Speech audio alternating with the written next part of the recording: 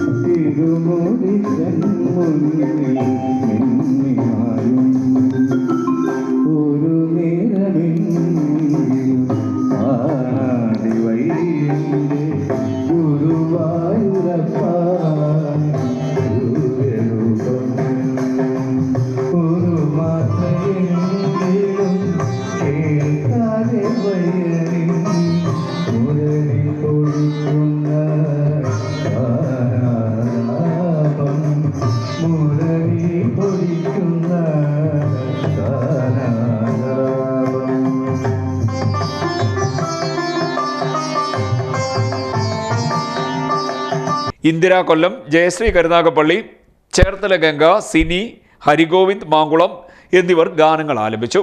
Prasad Cherthala tabla, Shanmugham Alappuzha keyboard, harmonium എന്നിവ വായിച്ച് പശ്ചാത്തല സംഗീതം ഒരുക്കി. 2 മണിക്കൂർ നീണ്ടു നിൽക്കുന്ന പരിപാടിയാണ് വചനഗീതങ്ങൾ. CDNet news, Kayamkulam.